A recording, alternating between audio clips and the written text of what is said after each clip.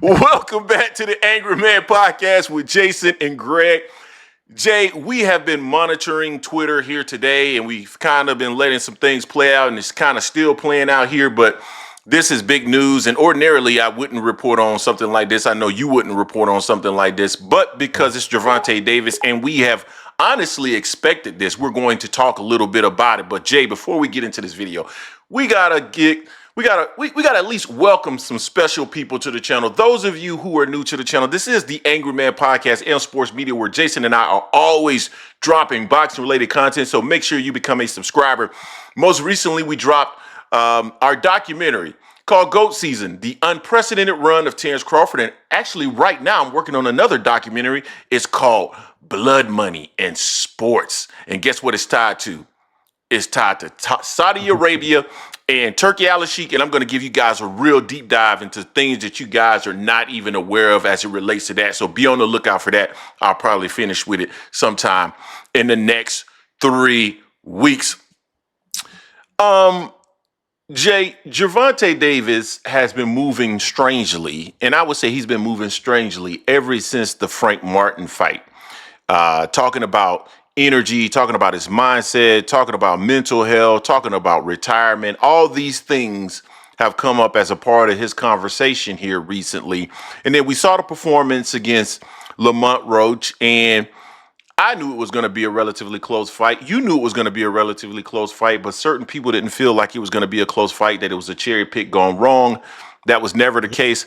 When Gervonta Davis said that he believed that Lamont Roach was going to be a challenge, he meant that, and he knew that. And anybody that really follows boxing, they knew that as well, if they didn't have certain lens glasses on where they wanted to really diminish Gervonta Davis.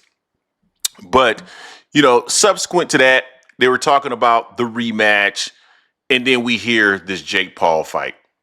And he's getting a lot of criticism. I'm going to be frank with you. Everybody knew he was going to get a lot of criticism. I would even argue probably the people that support him knew he was going to get a lot of criticism for this fight. So going into this fight, he should be well aware of that.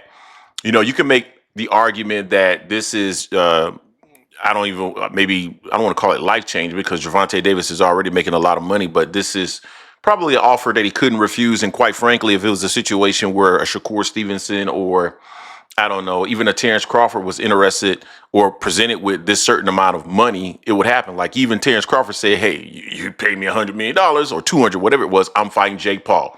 So I get it. But still, people are going to be disappointed in this.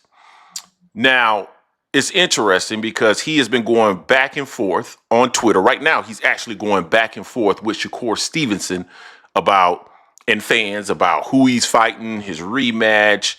Shakur Stevenson being hurt in his last fight, and Shakur, of course, responded saying that Gervonta Davis is lame and so forth and so on. And friend to the channel, he's been going back and forth with my guy Ray Jack. I actually shot Ray Jack a little note here, probably about 20 or 30 minutes ago. But friend of the channel, Ray Jack, he's been going back and forth with, and this is how bad it's gotten for Gervonta Davis. Everybody knows Ray Jack is probably the biggest Gervonta Davis fan that is out there, or at least one of the biggest Gervonta Davis fans out there. And he has been extremely critical of Gervonta Davis ever since that fight was announced. So somebody on social media says something to the effect of, Gervonta or Tank, man, I can't wait till he retires or something like that. And Jason, you can correct me if I'm wrong in that statement, but I'm paraphrasing. It was something to that effect. And what did Gervonta Davis respond with? I am retiring after this Jake Paul fight in 8 weeks. So, and for me, Jason, it's not surprising, dude. We knew he was going to retire because that's the way he's moving. I think he's getting the money that he wants to retire. And I think he's going to walk away. All those big fights that we wanted to see, or at least one big fight, Shakur Stevenson, gone. Rematch, gone. It's all gone. Gervonta Davis is getting out of the game.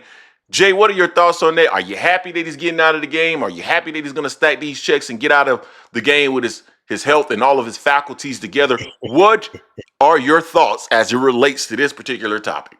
Well, although you said you paraphrased, but we know how some people act. The guy said, please retire then. And Gervonta said, I am, smiley face, in 8 weeks. Just so people can't say, oh, but you said you're paraphrasing, so you weren't quoting. I mean, if his head ain't in the game, retire. because this ain't something that you do. You part time do. You got to be fully in. And to be fair, he did say he wanted to get help. Because for a while he was like, I want to get help, and if he felt like if he got help, he wouldn't be able to fight because it's gonna take that edge off of him. That's how he feels. I feel differently about the whole situation, but to each his or her own.